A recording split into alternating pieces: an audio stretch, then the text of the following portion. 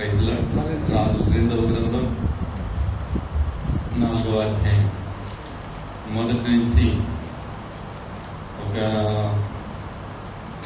7 వచనాలు ఎవరైనా స్పష్టంగా చదవగలిగినటువంటి వారు మైక్ పెట్టుకుని చదివితే ఇంకా బాగా వినబడుతుందన్న కోరిక. అంతటా ప్రవక్తల శిష్యులలో ఒకని భార్య, నీ దాసుడనైన నా పెనిమిటి చనిపోయిను, అతడు యెహోవా యందు భయభక్తులు గలవాడై ఉండెనని నీకు తెలిసే ఉన్నది. ఇప్పుడు అప్పులవాడు నా 2 కుమారులు తనకు దాసులుగా ఉండుటకై వారిని పట్టుకుని పోవుటకు వచ్చి ఉన్నాడని ఎలీషాకు మొరపెట్టగా, ఎలీషా, నా వలన నీకేమి కావలేను, నీ ఇంటిలో ఏమి ఉన్నదో అది నాకు తెలియజెప్పుమనెను. అందుకామె, నీ దాసురాలనే నా ఇంట నూనె కుండ ఒకటి ఉన్నది, అది తప్ప మరి ఏమీ లేదనెను. అతడు, నీవు బయటకు పోయి నీ ఇరుగు పొరుగు వారందరి యొద్ద దొరకగలిగిన వట్టి పాత్రలన్నింటినీ ఎరువు పుచ్చుకొనుము. అప్పుడు నీవు నీ ఇంట్లోనికి వచ్చి నీవును నీ కుమారులను లోపల నుండి తలుపు మూసుకొని ఆ పాత్రలన్నింటిలో నూనె పోసి నిండినవని ఒకరి తట్టున ఉంచుమని ఆమెతో సెలవీయగా, ఆమె అతని యుద్ధ నుండి పోయి తానును కుమారులను లోపలను నుండి తలుపులు మూసి కుమారులు తెచ్చిన పాత్రలలో నూనె పోసారు. పాత్రలన్నీ నిండిన తర్వాత ఇంకా పాత్రలు తెమ్మని ఆమెను తన కుమారులతో చెప్పగా, వాడు మరి ఏమీ లేవని చెప్పాడు. అంతలో నూనె నిలిచిపోయింది. ఆమె దైవజనుడైన అతని యొద్దకు వచ్చి సంగతి తెలియజెప్పగా, అతడు, నీవు పోయి ఆ నూనెను అమ్మి నీ అప్పు తీర్చి మిగిలిన దానితో నీవును నీ పిల్లలను బ్రతుకుడని ఆమెతో చెప్పాడు. దేవుడు ఈ పరిశుద్ధ వాక్యములో నుంచి మనతో మాట్లాడుగాక. చెప్పాలి, స్వరమెత్తి చెప్పాలి. స్త్రీలుంటే కొంచెం వాయిస్ తక్కువ ఉన్నది అనుకోవచ్చు, వాయిస్ ఎక్కువ రావాలి అంటే పురుషోత్తములు మనం అంటే పురుషోత్తములు అంటే ఉత్తమమైన వారు అని పురుషుల్లో. కనుక చక్కగా చదవబడిన వాక్యాన్ని బట్టి సహోదరుడికి వందనాలు తెలియజేస్తా ఉన్నాను. ఇక్కడ మీకు చిన్న మాట క్లుప్తంగా మీకు చెప్తాను. చదవబడిన వాక్యం ఎంత పొడుగు చదివించానంటే మరలా చదివించనని అర్థం. ఇంకా వాక్యాలను ఎదుర్కోవాల్సిన పెద్ద పని ఉండదని అర్థం. ఒకసారి చదివేసి గురుముఖస్య విద్య లభ్యతే అనేటువంటి ఒక సూక్తి మనకు ఉంది. గురువు ముఖములోనికి మనం చూసి ఆ వాక్యాన్ని వింటే మన గుండెల్లోకి వాక్యం వెళ్తుంది. కడుపులో సరైనటువంటి భయం లేనటువంటి భక్తులు చాలా మంది ఉంటారు. వారికి ఎలా ఉంటుందంటే గుండెకాయ చిన్నది చేతిగట్టు పెద్దదిలా ఉంటారు. అలాంటి వ్యక్తుల మధ్యన మనం పరిచర్య జరిగిస్తూ ఉన్నాం చాలా చోట్ల. ఇక్కడైతే అందరూ కూడా చాలా చక్కగా వాక్యాన్ని వినడానికి సిద్ధపడినటువంటి ఒక దైవదూతలను పోలినటువంటి వారు కనబడతా ఉన్నారు. శుభవచనం వచ్చిందంటే ఆమె అనాలి. ఏమంటే అంతేనా? చెప్పండి, దేవునికి స్తోత్రం. ఇక్కడ ఎలీషా అనబడినటువంటి దైవజనుడు కనబడుతున్నాడు. ఎలీషా తన యొక్క దగ్గర నివసిస్తున్నటువంటి వారు ఎవరైతే ఆయన దగ్గర శిష్యులుగా ఉన్నారో ఆ శిష్యుల్లో ఒక వ్యక్తి మరణించాడట. అతను మరణించగా తన యొక్క భార్య ఆ యొక్క ఎలీషా యొద్దకు వెళ్ళింది.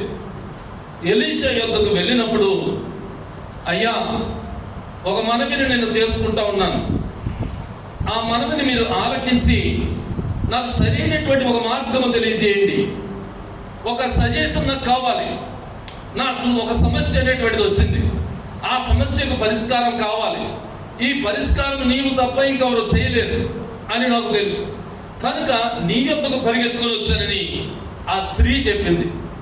ఆమె యొక్క పెనిమిటి చనిపోయాడు.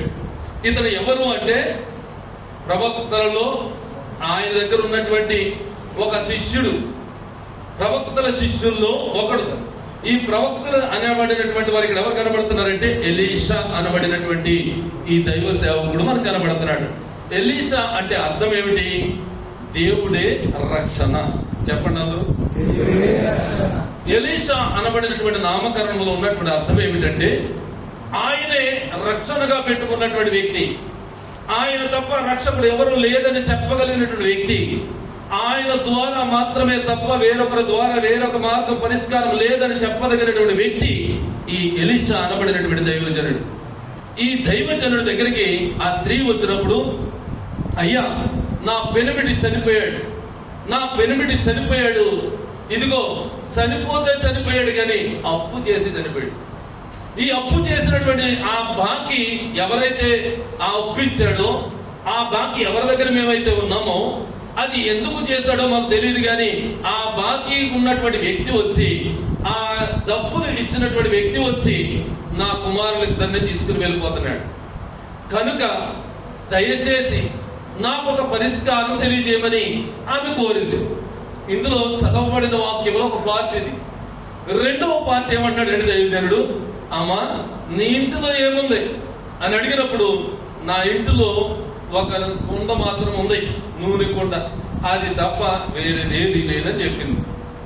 అయితే నీ కుమారులు పంపించు, ఊర్లోనికి పంపి కుండలు, ఖాళీ కుండలు ఎవరి దగ్గర అయితే ఉంటాయో ఇరుగు పొరుగు వారిని, ఆ ఇరుగు పొరుగు వారి దగ్గర అందరి దగ్గర సేకరించి నీ రూమ్ లోకి తీసుకుని వచ్చే, నీ ఇంటిలోనికి తీసుకుని వచ్చిన తర్వాత అప్పుడు ఆ కుండలు నింపబడి ఒక అప్పు అనబడినటువంటి తీర్చడమే కాకుండా, ఇదిగో జీవితాంతం నువ్వు జీవించగలిగినటువంటి ఆ నూనె అందులో ఉంటుంది, కనుక నువ్వు దానితో జీవించని చెప్పినటువంటి ఆ కార్యము మనం చదవం ఈ 7 వచనాల్లో. ఈ 7 వచనాలు చదవగా మనం విన్నారు అందరూ శ్రద్ధగా. ఇప్పుడు మిమ్మల్ని అడిగితే కూడా ఈజీగా చెప్తారు. ఒకవేళ మీరు చదివే ఉండొచ్చు, వినే ఉండొచ్చు, లేకపోతే ముందు దైవజనులు చెప్పే బోధించే ఉండొచ్చు. ఇందులో కొత్తగా విషయాలు ఏమీ ఉండవు, అందరూ బోధించినవి ఉంటాయి, మనం అనేక మార్లు విన్నటువంటివి కూడా ఉంటాయి. అయితే ఇక్కడ నేర్చుకోవాల్సినటువంటి పాఠం ఒకటి ఉంటుంది. ఆ పాఠాన్ని మీ ముందుంచి నేను మరలా తిరిగి దుబాయ్ వెళ్ళాలని ఆశిస్తా ఉన్నాను. మేము ఎంత తొందరగా ముగిస్తే అంత మంచిది అన్నట్టుగా మీరు చూస్తున్నట్టు ఉన్నారు, లేదు కదా? అంటే సమయాన్ని బట్టి ఒకవేళ 5 నిమిషాలు 10 నిమిషాలు ఒకవేళ పావు గంట ఎక్స్ట్రా అయినా మన్నించి వెనక నుంచి ఏదైనా సిగ్నల్ ఇస్తే నేను ఆపగలుగుతాను. నాకు సైకిల్ ఎక్కడం వచ్చు కానీ దిగడం రాదు. ఏమొచ్చింది నాకు? అంతే, దిగడం రాదు. ఎవరైనా పట్టుకుని ఆపాలా, అప్పుడు వరకు కూడా సైకిల్ తొక్కుతానే ఉంటాను నేను. దయచేసి మీలో ఎవరైనా చిన్న సిగ్నల్ ఇచ్చిన సమయం అయిపోయిందని నేను ముగించడానికి ఇష్టపడతాను. ఆత్మపూర్ణులై మన వాక్యాన్ని విందామండి, వాక్యానికి సిద్ధపడదామండి. మన వాక్యము అనబడినటువంటిది ఎవరికి ఉపయోగపడదు. దేవుని వాక్యం అందరిని దర్శిస్తే ఆధ్యాత్మికతలోనికి నడిపిస్తుంది. ఆ ఆధ్యాత్మిక సత్యముల ద్వారా పరలోకం అనబడినది మనం చేరుకునే అవకాశం ఉంటుంది. ఆమేన్. మీరు నాతో కూడా రావాలి. ఏకీభవిస్తారా? చెప్పండి, ఏకీభవిస్తారన్న వారు ఏం చేయాలి? ఆమేన్ అని, హల్లెలూయా అని, స్తోత్రం అని అలా చెప్పుకుంటూ వెళ్ళాలి. చెప్పండి ఒకసారి మీరందరూ మెల్లనైన స్వరంతో చెప్పండి. స్వరం తగ్గించేసారంటే మా ఊర్లో అయితే, మా సంఘంలో అయితే, దేవుడు మాకు ఇచ్చిన పరిచర్యలు అయితే మెల్లగా చెప్పండి అమ్మా, ఇంకా పర్లేదులే అంటే అప్పుడు చెప్తారు గట్టిగా. అర్థమైందా? మీరు కూడా అలాగే వ్యతిరేకంగా చెప్తారేమో అనుకున్నాను. లేదు, బాగానే వింటున్నారు. దేవునికి స్తోత్రం చెప్పండి బిగ్గరగా. ప్రవక్తల శిష్యుల్లో ఒక వ్యక్తి చనిపోతే అతను ఎందుకని చనిపోయాడో తెలియదు. సరే, చనిపోతే చనిపోయాడు కానీ అప్పు చేసి చనిపోయాడండి. ఇతను ఎవరు అంటే దైవజనుని యొద్ద ఉన్నటువంటి శిష్యుడు. ఇక్కడ చాలా మంది దైవజనుల యొద్ద చాలా మంది శిష్యులు ఉండే ఉంటారు. ఎందుకంటే దేవుడు ఆయనకి ఇచ్చినటువంటి ప్రత్యక్షత అలాంటిది. కొద్దిమంది ఉన్నా, ఎక్కువ మంది ఉన్నా దేవుణ్ణి ఆరాధించగలిగిన వారే వస్తారు ఆయన దగ్గరికి. ఇంకెక్కడికి మేము వెళ్ళవలసిన పని లేదు. దేవుని వాక్యం దొరుకుతుంది, దేవుని వాక్యం మనం సంధిస్తుంది, మనం నడిపిస్తుంది, అంతేకాదు మనం సరిచేస్తుందంటే తప్పనిసరిగా లోబడవలసినటువంటి అవసరం ఉంది. ఆమేన్. ప్రవక్తల యొక్క శిష్యులు ఒకడు చనిపోయాడులే. అయితే అప్పు చేసి చనిపోవడానికి గల కారణం ఏంటి? సరైనటువంటి పొలం కొన్నాడా? సరైనటువంటి బిల్డింగ్ కట్టాడా? సరైనటువంటి విద్యాబుద్ధులు బిడ్డలకు చెప్పించాడా? లేదు, ఇవన్నీ ఏం చేయలేదు. కానీ ఒక ప్రాపర్టీ వాడు సంపాదించుకుని సీక్రెట్ గా పెట్టాడా అంటే అది లేదు. సరే, సేవ కొరకు చేశాడంటే అది కనబట్టలేదు, అక్కడ ఏది రాయబడలేదు. అతను ఎందుకు చేశాడో తెలియదు కానీ అప్పు మాత్రం కనబడతా ఉంది. మనిషి చేసిన అప్పు ఉన్నది కానీ మనిషి లేడు. అక్కడ మనిషి ఉన్నాడా? లేడు. కానీ ఏముంది? అప్పు ఉంది. అప్పు ఉంటే ఊరికనే మీరు ఎప్పుడైనా వదిలేస్తారా? మీరు వదలరు. మరి దేవుడు ఏం వదిలేయమన్నాడు? అప్పు ఇచ్చిన తర్వాత మర్చిపోమన్నాడు. దేవుడి గ్రంథంలో అప్పు ఇచ్చిన తర్వాత ఏం చేయమన్నాడండి? మర్చిపోమన్నాడు. మనం ఏం చేస్తాం? ఎక్కడ నువ్వు అసలు రాను హైదరాబాద్ లో బిడ్డ ఏమనుకుంటున్నావు అంటాం మనం. అవునా కదా? అవునా కదండి? అప్పు చేసిన తర్వాత ఎవడో విడిచిపెట్టడు. అలాగే ఇతను కూడా విడిచిపెట్టట్లేదు. ఇదిగో అతను చనిపోయాడు, అతనికి 2 బిడ్డలు ఉన్నారు, 2 కుమారులు ఉన్నారు. వాడిని తీసుకొస్తే ఈ విధంగా మనం సాకిరి చేయించుకోవచ్చు, బాల్యతనం చేయించుకోవచ్చు అనేటువంటి ఒక దృక్పథంతో ఆ విధంగా చేసేవారు. పూర్వకాలమందు ఎవరైనా గనుక ఇలా అప్పు చేసి తీర్చకపోతే వారి బిడ్డలను తీసుకువెళ్ళి అక్కడ ఊడిగం చేయించుకునేవారు, అక్కడ పని చేయించుకునేవారు. ఆ ఇల్లంతా ఉడిపించుకోవడం, అక్కడ గొడ్ల దగ్గర, గొర్రెల దగ్గర, మేకల దగ్గర పని చేయడం, ఇలాంటివన్నీ కూడా చేయించుకునేటువంటి వారు. అలాంటి కాలంలోనే ఈ కార్యం జరిగింది. ఈ ఎలీషా అనబడినటువంటి దైవజనుడు ఉన్నాడు. ఆమెకు తెలుసు, ఇదిగో నా పెనిమిటి చేసినటువంటి, నా పెనిమిటి నేర్చుకున్నటువంటి, నా పెనిమిటి శిష్యరకంలో ఉన్నటువంటి ఆ వ్యక్తి దగ్గరికి మనం వెళ్దాం. ఆయన ఎవరంటే ఒక ప్రవక్త. ప్రవక్త అంటే మీకు తెలుసు కదా. ప్రవక్త అంటే ఎవరిని అంటారు? ప్రవచించేవారిని అంటారు. మంచిదే. ప్రవచన వాక్యం అనేటువంటిది ఎక్కడి నుంచి వస్తుంది? సాక్షాత్తు దేవుడు ఇవ్వాలి, దేవుడు చెప్పమన్నది చెప్పాలి, దేవుడు చేయమన్నది చేయాలి. అలాగే ఎలీషా కూడా అనేకమైన కార్యాలు జరిగించాడు. దైవజనుల్లో ఉత్తమమైనటువంటి దైవజనుడిగా మనకు కనబడతాడు. మరి మిగతా వాళ్ళందరూ చెత్తగా ప్రవర్తించారంటే అది కాదు. ఉత్తమము అంటే దానికంటే ఇంకా పైనేది లేదని అర్థం. అందరూ ఉత్తమమైనటువంటి వారే, అందరూ ఉత్తమమైనటువంటి పరిచర్య జరిగించేవారే. కానీ ఈ ఎలీషా ఉత్తమమైన వాడంటే ఇంకంతకన్నా ఎక్కువ సేవ, అంతకన్నా ఎక్కువ సమర్పణ, అంతకన్నా ఎక్కువ త్యాగం, అంతకన్నా ఎక్కువ కార్యములు చేసినటువంటి వారు మనకు కనబడరు. అలాంటి లిస్ట్ లో ఉన్నటువంటి ఆయన ఎవరంటే ఎలీషా. ఎలీషా అంటే అర్థం ఏంటి? దేవుడే రక్షణ, దేవుడే రక్షణ. ఈ దేవుడే రక్షణ అనబడినటువంటి ఈ వ్యక్తి ఒక మాట చెప్తున్నాడు. అమ్మా ఇలా రా, దగ్గరికి రా అని పిలిచి, ఎవరు రెప్పేస్తా ఉన్నా అక్కడికి నా స్వరం వెళ్తుంది, నా కళ్ళు కూడా అక్కడికి వెళ్తాయి. అర్థమైందండి? రెప్ప ఎవరు నిద్రపోవద్దు. దేవునికి స్తోత్రం చెప్పడం. ఒకసారి స్తోత్రం ఎందుకు చెప్తామంటే చాలా మంది అంటే నీకు వాక్యం చెప్పడం రాదు, అందుకే 4 సార్లు స్తోత్రం చెప్పేస్తారు. అదేం కాదు, పడుకున్న వాళ్ళు లేపడానికి చెప్తారు. చెప్పండి దేవుని స్తోత్రం. దగ్గరగా చెప్పాలి. హల్లెలూయా, హల్లెలూయా, హల్లెలూయా. ఇక్కడ స్త్రీ వెళ్ళినటువంటి ఆ దైవజనుడు అంటున్నాడు, అమ్మా నీ దగ్గర ఏముంది? నీ ఇంటిలో ఏముంది? నీ దగ్గర ఏముంది అని అడుగుతూ ఉన్నాడు. అంటే ఏమంటుంది? ఏముందో చెప్పాలి. ఇంట్లో ఏముంది? ఏమీ లేదు, ఒకటే ఉంది. అదేంటది? నూనె కుండ. నూనె కుండ అనబడినటువంటిది ఆ ఇంటిలో ఉంది. అయితే అది చాలు అంటున్నాడు దైవజనుడు. అదేంటి నూనె కుండ అంటే? అదేమన్నా ఫుల్గా పొంగిపోతూ పైకి లేచిపోతూ అంత ఉన్నటువంటి కుండ కాదు. కొద్ది గొప్ప కొంచెమో ఉన్నటువంటి కుండది. అది ఆ రోజుకు లేకపోతే ఇంకో 2 రోజులు, ఇంకొక 3 రోజులు వాడుకుంటే అయిపోద్ది. అలాంటి నూనె కుండ ఉన్నది అని చెప్తా ఉన్నారు. మీ ఇంట్లో నూనె కుండలు ఎప్పుడైనా ఉన్నాయా? నూనె బుడ్డలు ఉన్నాయా? కొని ఎంత ఉంటది? మహా పెద్దదైతే ఎంత ఉంటుందా? ఎంత ఉంటది? ఎన్ని లీటర్లతో ఉంటది? కొని ఒక 5 కేజీలు 5 లీటర్లు ఉన్నట్టు ఉంటది. అవునా? 5 లీటర్లు అంటే ఇంతే. అవునా కదండి? 5 లీటర్ల డబ్బా. ఇందులో నూనె కుండ అంటే అప్పుడు కుండలు వాడేవారు కనుక, కుండలు చేసేవారు కనుక ఈ డబ్బాలు ప్లాస్టిక్ ఇటువంటి ఏమీ లేవు. అందుకే అప్పుడు జబ్బులు తక్కువ. అవునా కదండి? అప్పుడు జబ్బులు తక్కువ. ఇప్పుడు అంతా ఇల్లంతా అప్పులు, ఒళ్ళంతా జబ్బులు. ఈ ప్లాస్టిక్ వాడకం వచ్చింది. ఇక్కడ ఏంటంటే దైవజనుడు చెప్తా ఉన్నాడు, నీ ఇంటిలో ఏముంది అని అన్నప్పుడు, ఇప్పుడు నీ ఇంటిలోకి వెళ్తే 5 లీటర్ల డబ్బా తీసుకెళ్లారు అనుకుందాం. ఇప్పుడు సడన్ గా అడుగుతులకి ఎంత ఉంటుంది అంటారు? అందులో ఫుల్గా ఉంటుంది. ఎప్పుడు ఉండదు. అందులో కొంచెం ఉండొచ్చు, సగం ఉండొచ్చు, ఇంకా తక్కువ ఉండొచ్చు. అప్పుడు ఏమంటాడంటే దైవజనుడు, నూనెకుండా ఉంటుందంటే చాలునమ్మా అన్నాడు. మీకు ఒక విషయాన్ని జ్ఞాపకం చేస్తాను. రాహేలు 32వ అధ్యాయంలో ఉంటుంది ఆదికాండంలో. ఆమె ఒక దేవతలను తెచ్చుకుని, దేవుళ్ళు బొమ్మలు తెచ్చుకుని, ఆమె తన తండ్రికి కనబడకుండా దాచేసుకుని, తెలుసు కదా. ఇప్పుడు ఆమె ఇంట్లో ఏముంది? ఆ ఇంట్లో ఏమున్నదంటే విగ్రహారాధన సంబంధమైనటువంటి విగ్రహాలు ఉన్నాయి, దేవుడు కాని అటువంటి వాటిని తయారు చేసిన విగ్రహాలు ఉన్నాయి. ఇలాంటి విగ్రహాలు దాచుకున్న తన ఇంట్లో. మరి నిన్నడితే నువ్వేం చెప్తావు? నీ ఇంట్లో ఏముందంటే ఒకడంటాడు, అన్నయ్య నాకు 1,50,000 రూపాయల షాప్ ఉంది అన్నయ్య అంటాడు. ఇంకొకటి అడిగి ఆడేమంటాడంటే ఏ క్లాస్ అయిన బీరువాలు ఉన్నాయి, మంచి మంచి ఫర్నిచర్ ఉంది, మంచి మంచి డెకరేషన్ చేసినటువంటి దాన్ని సీలింగ్ చేస్తున్నారు కదా ఈ రోజు రేపు మొత్తం అందరూ కూడా. అంతేనా? సీలింగ్లేనా? ఎంత ఖర్చు పెడుతున్నారు?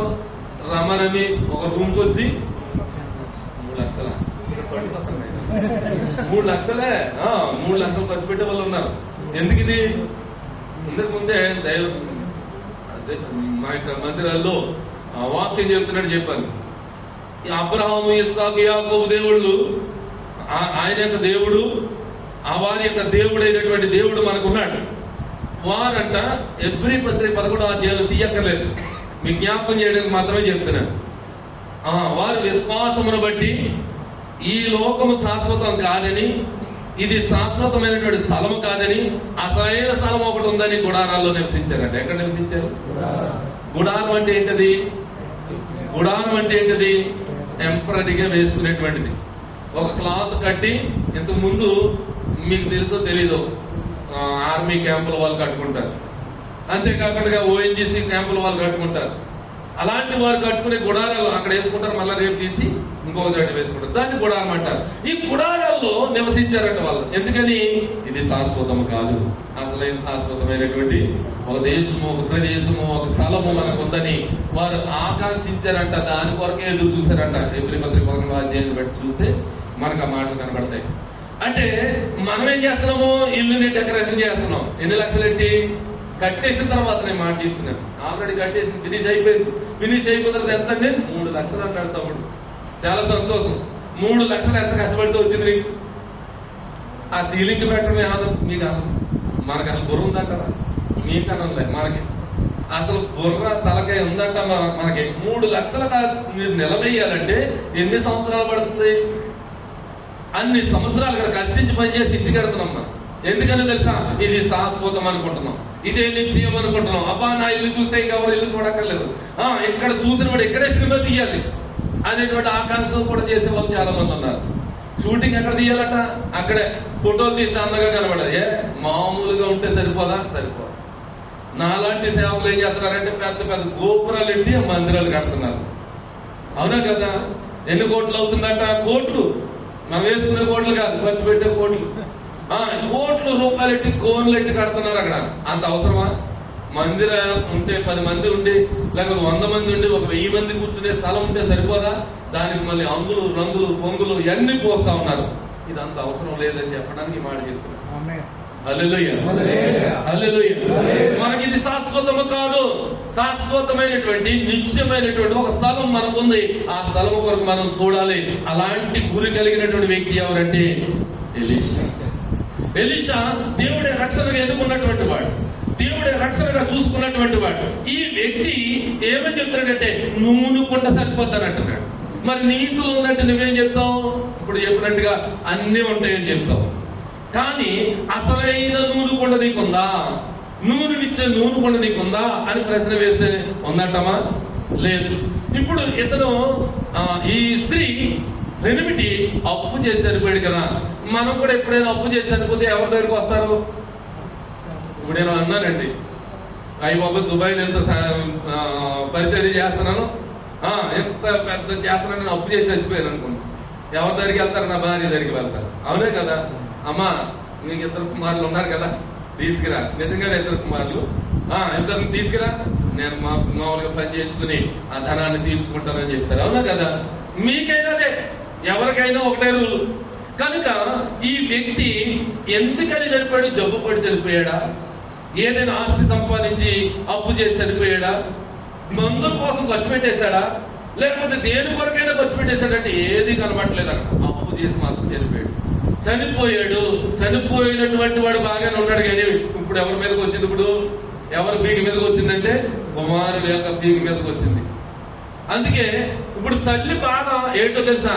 పెనిమిటి లేదు, పెనిమిటి చనిపోయాడు, నా పెనిమిటి కనబడ్డిక, నా పెనిమిటి తిరిగి రాడిక, తిరిగి రానటువంటి లోకానికి వెళ్ళిపోయాడని ఆమె అనుకున్నది. అందుకే కుమారులైనా నా ఎదుర్కొంటూ ఉంటే సరిపోతుంది, ఆ కుమారులా కావాలయ్యా అని దైవజన దగ్గరికి వెళ్ళాలి.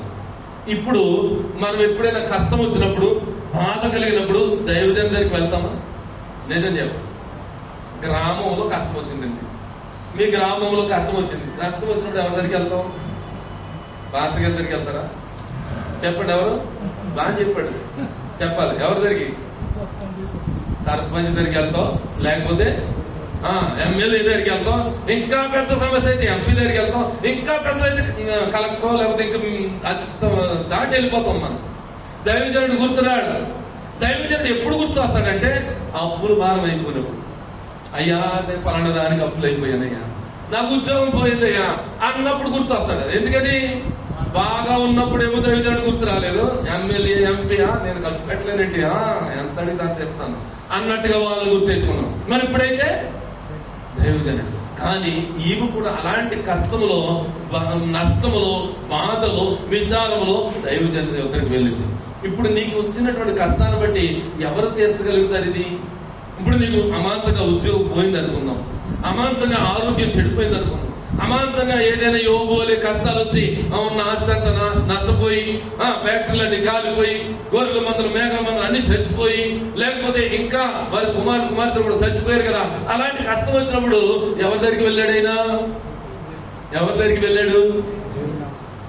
ఆ దేశంలోకి ఎవరు పెద్దలు లేరంటారా? ఆ దేశంలో రాజులు లేరంటారా? ఆ వారి దగ్గరికి వెళ్ళలేదు. ఎవరి దగ్గరికి వెళ్ళాడు? దేవుని పాదముల చెంత కూర్చున్నాడు. అందుకే యోగు గురించి ఈనాడికి చెప్పుకుంటారు.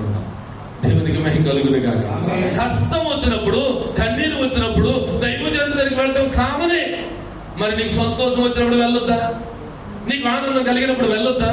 నీకు సౌఖ్యంగా ఉన్నప్పుడు వెళ్ళొద్దా? నీకు అన్ని సమృద్ధిగా ఉన్నప్పుడు, అన్ని సౌఖ్యంగా ఉన్నప్పుడు నువ్వు దైవజనుడి దగ్గరికి వెళ్ళొద్దా? వెళ్తే దశభాగం ఇవ్వాలేమో, వెళ్తే కృతజ్ఞతార్పణ ఇవ్వాలేమో, వెళ్తే ఏదైనా పట్టుకుని వెళ్ళాలేమో అన్నటువంటి ఆలోచన మనకు ఉండి అటువంటిప్పుడు మన జ్ఞాపకం. అందుకే మేము ఏమంటామంటే సంతోషం వస్తే పొంగిపోతాం, కష్టం కలిగితే కృంగిపోతాం. ఈ రెండే ఉంటాయి మనకి. సంతోషం వచ్చిందనుకోండి పార్టీ, నువ్వురా అని చెప్పి ఊళ్ళో అందరిని పిలిచి పార్టీ పెడతాం. అవునా కదా? ఏదో పాస్టర్ గారిని మాటిగా పిలిచి ప్రార్థన చేయండి అంటాం. అంతేనే కదా? పార్టీ అంతా ఎవరికి? లోకానికి.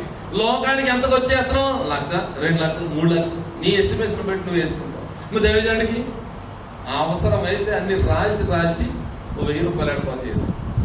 నీకు సంతోషం వచ్చిందన్నప్పుడు నువ్వు ఎవరి దగ్గరికి వెళ్ళమన్నాడు దేవుడు? గుడ్డివారు వచ్చారు. గుడ్డివారు వచ్చిన తర్వాత బాగు చేశాడు. నువ్వు వెళ్ళే దాంట్లో కూడా బాగుపడిపోయారు. మామూలు వచ్చాడు వెనక్కి. ఏమన్నాడు ఆయన? ఏమన్నాడు? ఏం రా మిగతా వాళ్ళు అంటే వెళ్ళిపోయారు, లోకంలో కలిసిపోయారు. మరి నువ్వు అక్కడ వచ్చావు, నువ్వు దేవుడిని మహిమపరిచాను అన్నాడు. అంటే ఏ కార్యము చేసినా మోసే ఆజ్ఞాపించినటువంటి ప్రతి ఒక్కటి కూడా యాజకుడికి వెళ్ళి కనపరుచుకోవాలన్నాడు. దేవునికి స్తోత్రం కలిగిన హల్లెలూయా. అంటే నీకు కష్టం వచ్చినప్పుడే కాదు, సంతోషం వచ్చినప్పుడే కాదు, నీకు కళ్ళు తెరిచినప్పుడే కాదు, నువ్వు ఆరోగ్యంగా ఉన్నప్పుడే కాదు, ఎప్పుడైనా సరే నువ్వు వెళ్ళవలసింది ఎవరి దగ్గరికి అంటే దైవజనుడి దగ్గరికి. దేవునికి స్తోత్రం చెప్పండి. హల్లెలూయా. నేను అర్థమైన అప్లికేషన్ పెట్టడం, మీరు పాస్ చేయడం బాగాలేదేమో అనుకుంటున్నాను. అవునా కదా? స్తోత్రం చెప్పండి. చెప్పండి.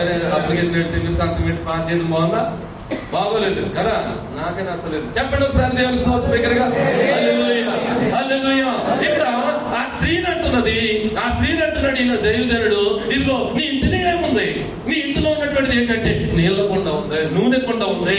ఆ నూనె కుండ ఎక్కడుంది అంటే త్వరగా నువ్వేం చేస్తావో తెలుసా? నీ కుమారులు పంపించు. ఒక్క నూనె కుండ ఉందా? ఒక్క నూనె కుండ ఉంటే ఆ నూనె కుండను వదిలేసి నువ్వు ఇతర నూనె కుండల కొరకు వెళ్ళు, ఇతర ఖాళీగా ఉన్నటువంటి నూనె కుండల కొరకు వెళ్ళి ఆ గ్రామంలో ఎన్ని నీకు దొరకగలిగినవన్నీ ఉన్నాయన్నమాట. నీకు దొరకగలిగినవన్నీ కూడా తీసుకుని రమ్మన్న మాట చదవండి అమ్మా మాట.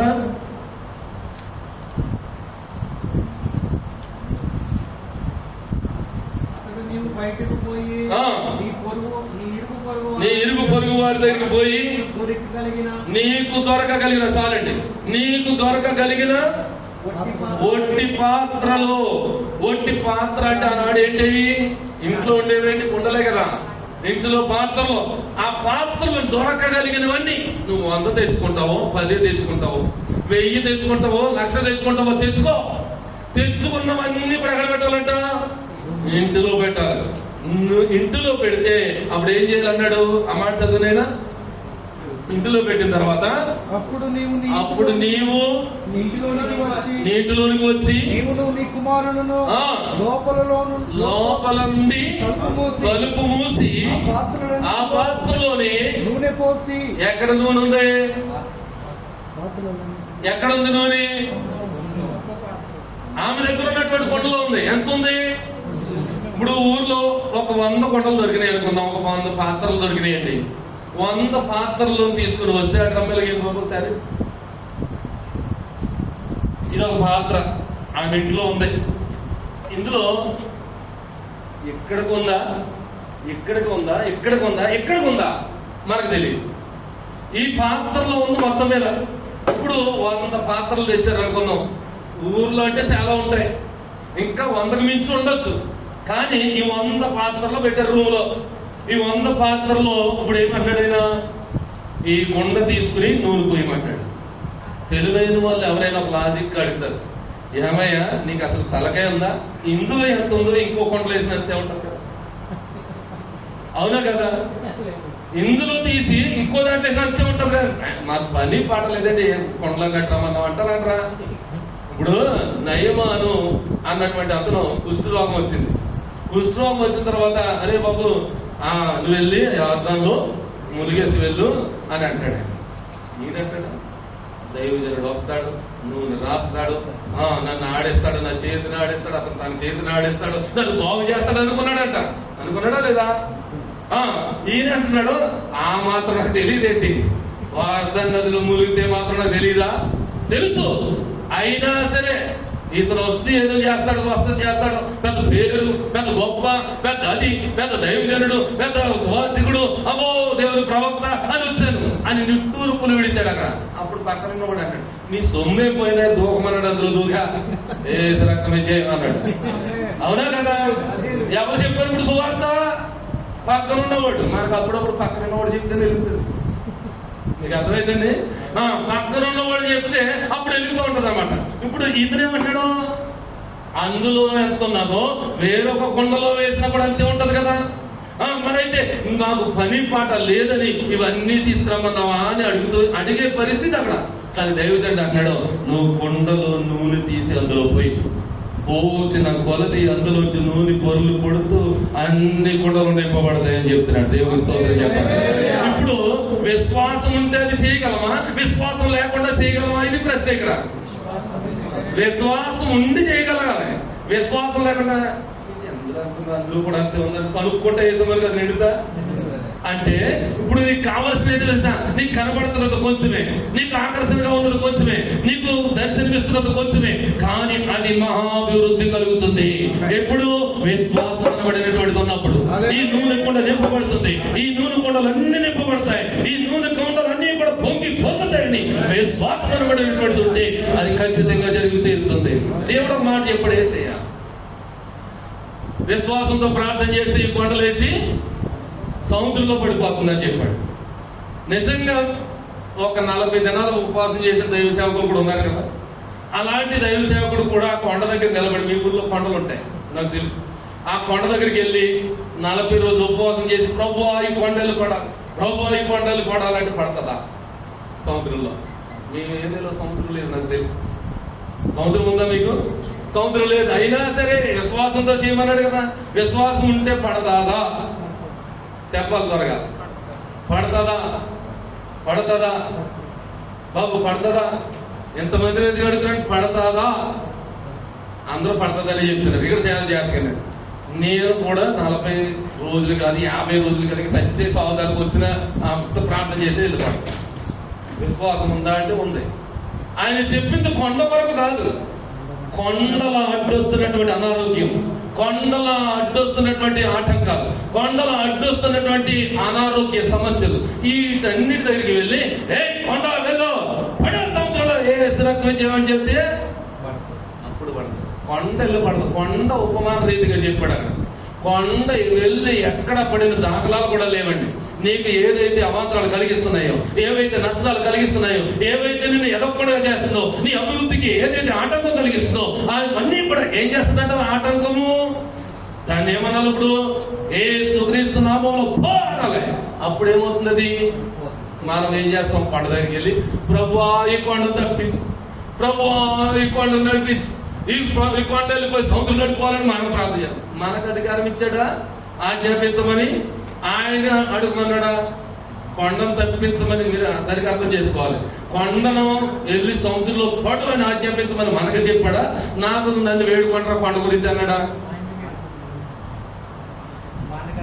మనకు ఆజ్ఞాపించాడు. అంటే ఇప్పుడు ఆజ్ఞ ఎవరిది? మనది. మనం చెప్పాలా ఆయన చెప్పాలా? మనం ఏం చేస్తున్నాం? కష్టం వచ్చినప్పుడు ఏం చేస్తున్నాం? అప్పులు వచ్చినప్పుడు ఏం చేస్తున్నాం? బాధలు కలిగినప్పుడు ఏం చేస్తున్నాం? కృంగిపోయినప్పుడు ఏం చేస్తున్నాం? ప్రభువా తప్పించు, ఇంకా ఎప్పుడు తప్పించు. నీకు అధికారం ఇచ్చాను, నిన్ను శాసించమని చెప్పాను, నీకు ఒక ఉత్తమంగా తీర్చిదిద్దాలని చూశాను, నువ్వేంట మళ్ళీ నా దగ్గరకు వచ్చి చెప్తున్నావు అంటాడా? మరి ఇప్పుడు ఆజ్ఞాపించేటువంటి స్థితిలో మనం ఉండాలంటే ఎలా ఉండాలి? వాక్యము కలిగిన వారిగా ఉండాలి, ప్రార్థన శక్తి కలిగిన వారిగా ఉండాలి, ఉపవాసించేటువంటి వారిగా ఉండాలి, దేవుని సన్నిధిలో యథార్థవంతులుగా మనం ఉండాలి. అలాంటప్పుడే అలాంటి విశ్వాసం కలుగుతుంది. హల్లెలూయా. ఇక్కడ చూడండి, ఈ కొండలో నూనె పోస్తా ఉంటే ఆ కొండ నిండిపోతా ఉంది, ఇంకో కొండలో పోస్తా ఉంటే అది నిండిపోతుంది, ఇంకో పాత్రలో పోస్తా ఉంటే ఆ పాత్ర నిండిపోతుంది, మొత్తం కొండలన్నీ నిండిపోయి అంట. దేవుని స్తోత్రం చెప్పండి. హల్లెలూయా. మీరు విశ్వాసంతో ప్రార్థన చేస్తేనే ఆ కార్యం జరుగుతుందని చెప్పాడు. ఒకవేళ విశ్వాసం లేకుండా చేస్తే అది జరగకపోవచ్చు కదా. ఆమెకి ఎంత విశ్వాసం ఉంటే ఆ కొండల్లో నూనె పోస్తుందట. కొండల్లో నూనె ఏదో ఇందులో ఉన్నది అందులో పోస్తే అంత అవుతుంది అనుకుంటే అవుతుందా? లేదు. దైవజనుడు చెప్పాడు. దైవజనుడు ఈ రోజు పలానా వారంలోగా నీకు ఉద్యోగం వస్తుంది అన్నాడు. నేను అలాగే విశ్వాసంతో ఉందామని అనుకుంటా. ఆయన అలాగే చెప్తాడు. ఇక వెనకాలలో అవుతాడు. మొన్న కూడా వెళ్ళాను నేను, చెప్పాడు ఆయన. రాలేదు, ఇప్పుడు కూడా రాదేమో అన్నటువంటి అవిశ్వాసంతో ఉంటే ఎప్పుడైనా మనం సాధించగలమా? విశ్వాసంలో దృఢపరిచినట్ట, విశ్వాసంలో కనుగొన్నట్ట మనం లేదు.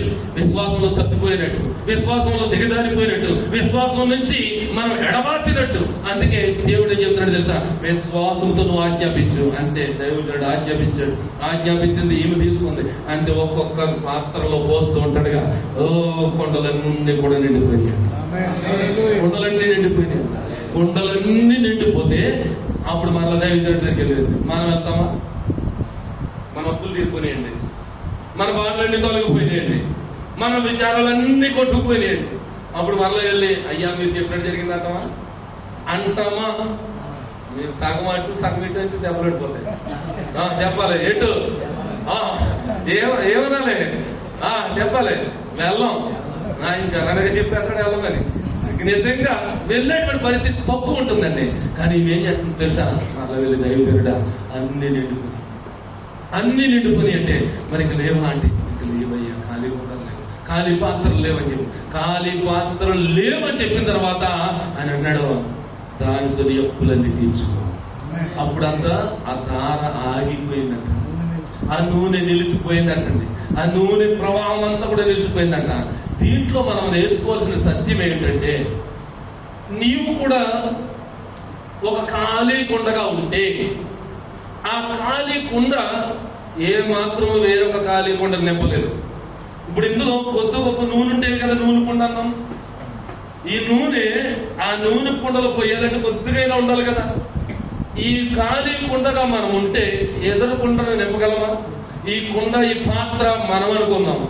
మనలో కొంచెమైన నూనె లేకపోతే, కొంచెమైన వాక్యం లేకపోతే, కొంచెమైన అభిషేకం లేకపోతే, కొంచెమైన సమర్పణ లేకపోతే, కొంచెమైన సరే దేవుని కొరకైన ఆతృత లేకపోతే, కొంచెమైన సరే దేవుని కొరకైనటువంటి సమర్పణ త్యాగం మనకు లేకపోతే, నిరీక్షణ లేకపోతే, విశ్వాసం లేకపోతే మనం ఏ కుండనే నింపలేము. ఏ కుండని నింపలేము. మనలో ఎంతైనా ఉండాలి, కొంతైనా ఉండాలి. ఒక వాక్యము, 10 వాక్యాలు, 10 ప్రార్థనలు, 10-15 ప్రార్థనలు మనకు తెలిసిన వారంగా ఉండాలి. అలా తెలిసిన వారంగా ఉంటే ఎదుటి కుండలోనికి నింపే అవకాశం ఉంటుంది. ఇక్కడ ఖాళీ కుండలు లేవా? అనేకమైనటువంటి ఉన్నాయి. ఈ దుబాయ్లో కానీ, ఈ అజ్మాన్లో కానీ ఎక్కడైనా సరే ఖాళీ కుండలు లేవా, ఖాళీ పాత్రలు లేవంటే అనేకమైన క్యాంపుల్లో ఉన్నారండి. అనేకమైన క్యాంపుల్లో ఉన్నారు అనేక మంది జనాంగం. వారందరూ ఖాళీ కుండల్లో ఉన్నారు. దేవుని భక్తి తెలియదు, దేవుని ప్రార్థన తెలియదు, దేవుని వాక్యం తెలియదు, దేవుని పట్ల విశ్వాసం తెలియదు, దేవుడు అంటే ఆయన చేసిన కార్యములు తెలియదు, ఏది తెలియదు. కానీ వారికి తెలిసింది ఒకటే, తినటం, పడుకోవడం, పని చేసుకోవడం. అలాంటి కుండలు నింపాలంటే మనలో ఏముండాలి? కాస్తంత వాక్యం ఉండాలా, కాస్తంత ప్రార్థన శక్తి ఉండాలా, కాస్తంత ఉన్నతమైనటువంటి స్థితి మనకు ఉండాలా. దైవ గ్రంథంలో ఉన్నటువంటివి అన్ని కూడా కనీసం మన కొన్నైనా, అన్నిటిలో మనం చూడలేం కానీ అన్ని కూడా మన జ్ఞాపకం రాకపోవచ్చు, కానీ కొన్నైనా నీకు ఉండాలి కదా. అలాంటివి లేకపోతే నువ్వు ఎదురుకుండా నింపగలుగుతావా? ఎదురుకుండా నువ్వు చేరదీయగలుగుతావా?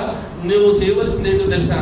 వేరొక కొండ నింపాలి అంటే వేరొక కొండ దగ్గరికి వెళ్ళాలి, అంటే వేరొక పాత్ర దగ్గరికి వెళ్ళాలి. వేరొక పాత్ర దగ్గరికి వెళ్తున్నారా మీరు? నిజం చెప్పండి ఒకసారి. తెలుగుగా చెప్పద్దు, తెలుగుగా అందరూ చెప్తారు, యథార్థంగా చెప్పాలి మాట ఏదైనా సరే. నీవు ఇక్కడ నీ జట్టుకి వెళ్ళిపోయిన తర్వాత మా పాస్టర్ గారి పాఠం చెప్పారు, మా పాస్టర్ గారు ఇది చేయమన్నారు కనుక ఇదిగో చర్చిలో చెప్పింది ఇది ఒక్కరి దగ్గరికి వెళ్ళి చెప్పగలుగుతున్నావా? ఖాళీ పాత్రల దగ్గరికి వెళ్ళే అవకాశమే పెట్టుకోలేదు. ఇప్పుడు దైవజనుడు ఏం చెప్తాడు? మీరు స్నేహితులు పిలవండి, మీకు ఎవరైనా బంధువులు ఉంటే పిలవండి అని చెప్తున్నారు లేదా? చెప్పడమే కాకుండా మనకు కూడా తెలుసు కదా, నాతో పాటు ఎవరొకరిని తీసుకుని వెళ్ళాలి, ఎవరొకరిని తీసుకుని తోడుకుని వెళ్తే బాగుంటది అన్నటువంటి ఆతృత మనకు ఉన్నప్పుడు ఏం చేయాలి?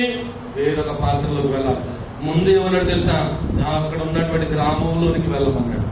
గ్రామంలోనికి వెళ్ళి నువ్వు ఎక్కడైతే నివసిస్తున్నావో ప్రతి చోటకి వెళ్ళాలి. మనం చెప్పుకుంటూ ఉంటాం ఏంటది? ఎదురున్న గ్రామానికి వెళ్ళి అక్కడ కట్టబడినటువంటి గాడిదలు తీసుకుని రండి అని చెప్తాం. ఏ రోజు అది?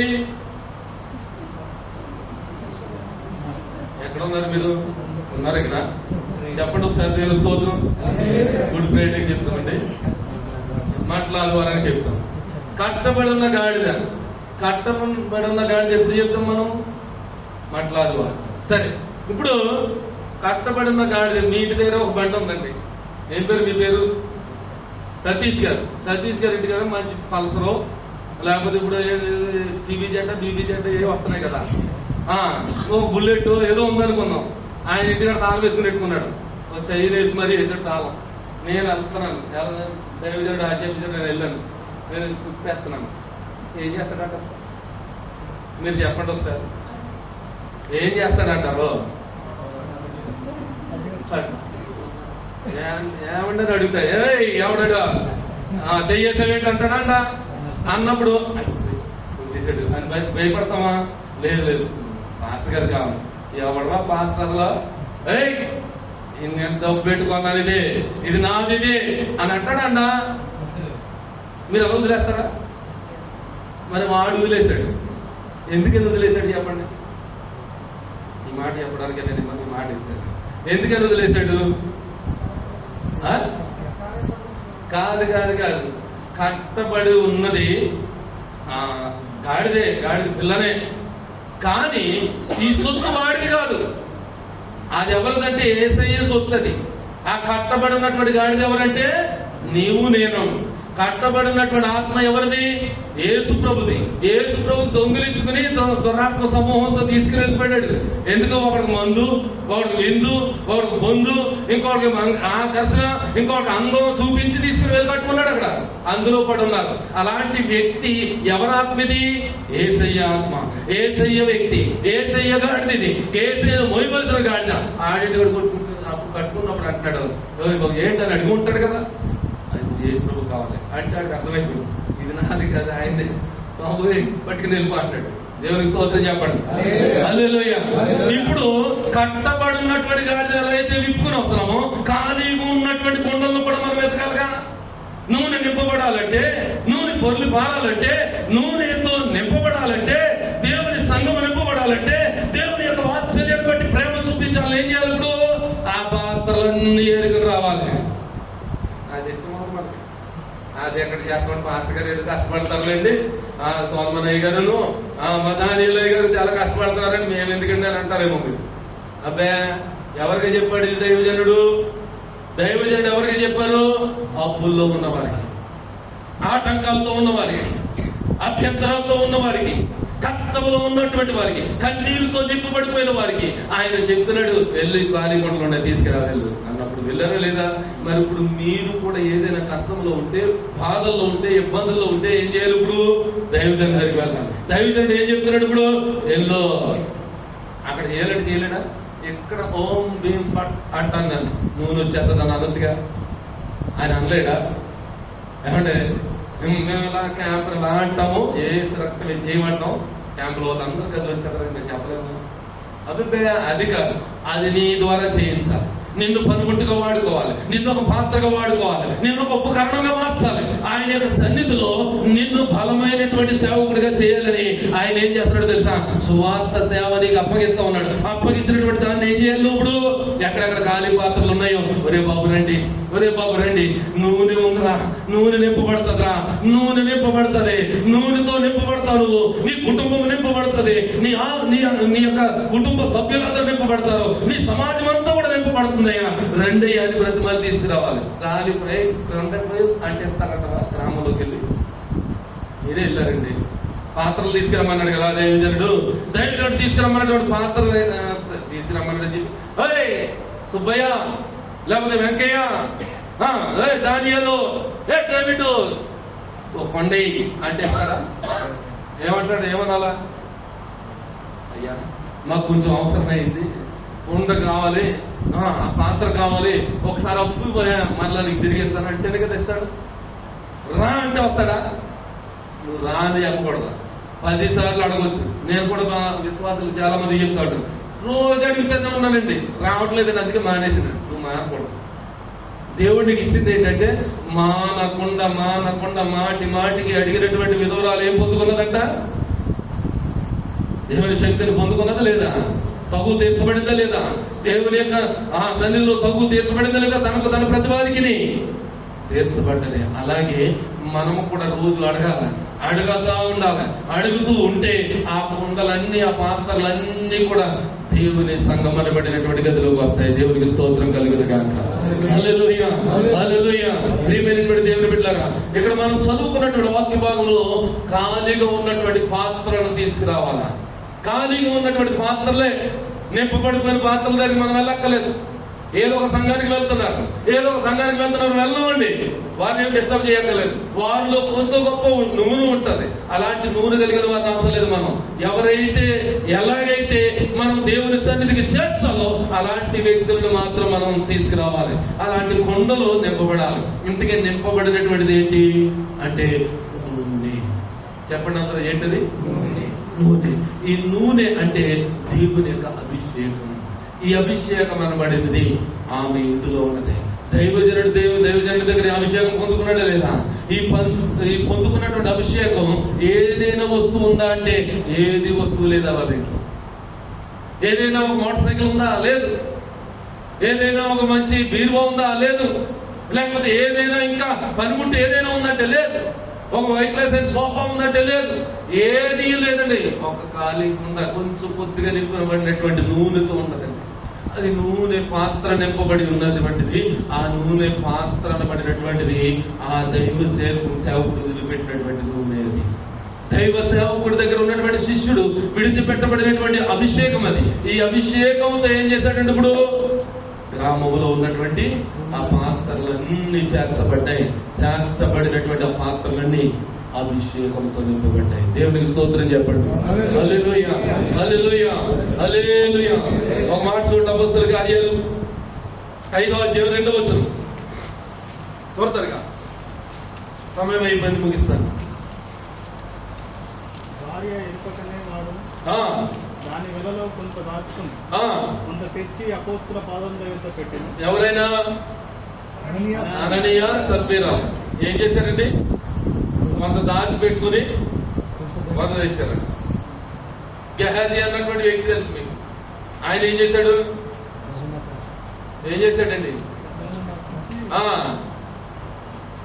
దాచేసుకున్నాడు. ఇంట్లో పెట్టేసుకున్నాడా లేదా? దైవజనుడా ఇదిగో ఇప్పుడే నా అతిథులు వచ్చారు, వారికి ఇవ్వడానికి వస్త్రాలు కావాలి, ధనం కావాలి, వెండి కావాలి అని అన్ని తెచ్చేసుకుని ఏం చేశాడండి? దాచుకున్నాడు. ఇక్కడ అన్నయ్య సత్వీరులు దాచుకున్నారు.